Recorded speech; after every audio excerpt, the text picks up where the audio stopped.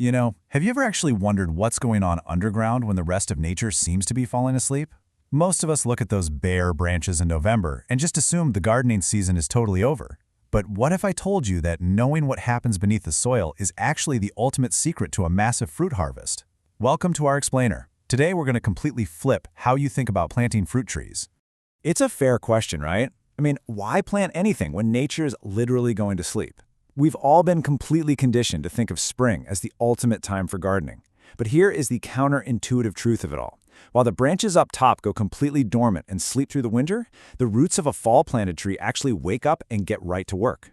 By getting that tree in the ground in the fall, you are giving those roots a massive head start. They spend the whole winter establishing themselves in that cool, moist soil. So by the time the harsh spring heat and those summer droughts finally roll around, your tree is already locked in, firmly anchored, and ready to focus all its energy on thriving, not just surviving.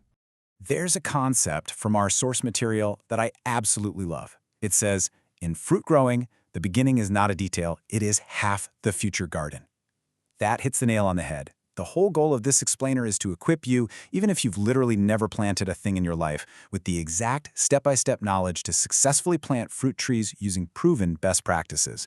We aren't just sticking a branch in the mud here, we are building the literal foundation of your future orchard. So, to keep things crystal clear, we've broken this whole process down into 5 manageable steps. We'll start with timing and climate strategy, then move to choosing your fruit tree, followed by preparing the perfect site. After that, we dive into the planting process itself, and we'll wrap up with post-planting tree care. Okay, part 1. Timing and climate strategy, the secret window.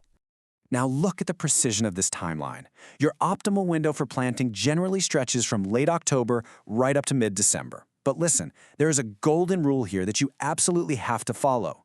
You need to get those trees in the ground 15 to 20 days before the deep, hard winter frosts arrive and freeze the soil solid. Why?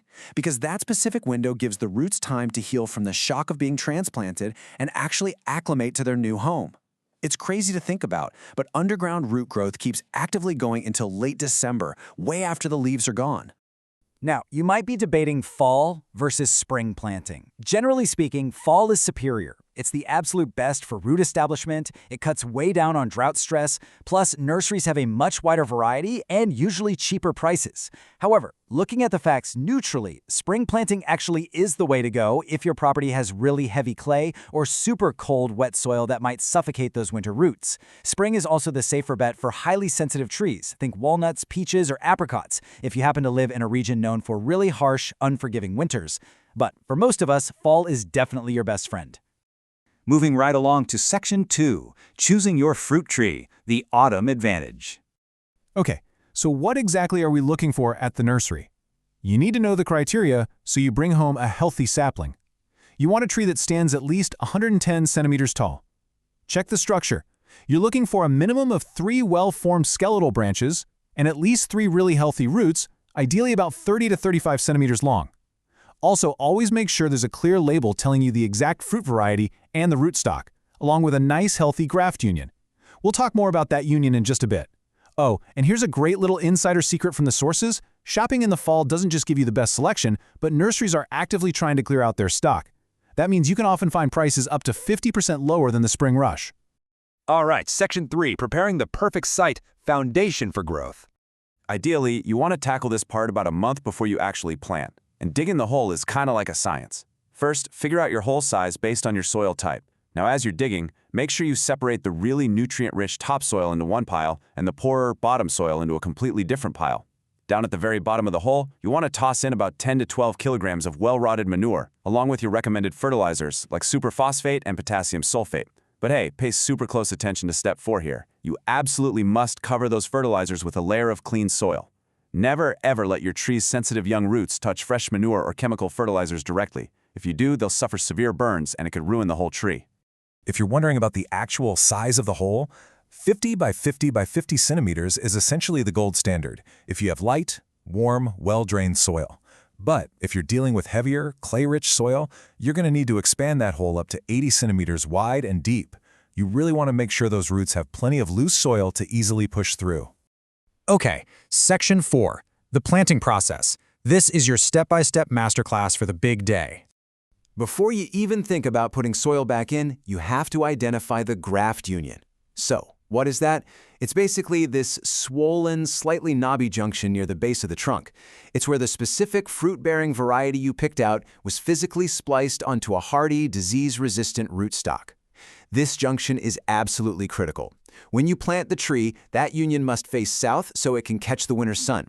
And even more importantly, it has to stay 3 to 5 centimeters above the final soil level. If you accidentally bury it, the top part of the tree is going to grow its own roots, and you will completely lose every single size-controlling and disease-resistant benefit of that rootstock. We definitely don't want that. So let's get planting. Before placing the tree in the hole, soak the bare roots in a bucket of water for a few hours, and make sure to cleanly trim off any damaged ends.